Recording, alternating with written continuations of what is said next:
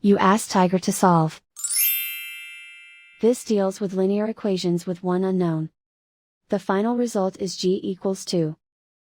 Let's solve it step by step. Group all constants on the right side of the equation. Subtract 2 from both sides.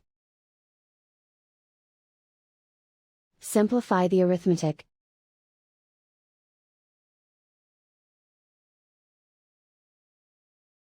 Isolate the g. Divide both sides by 9. Simplify the fraction. Find the greatest common factor of the numerator and denominator. Factor out and cancel the greatest common factor.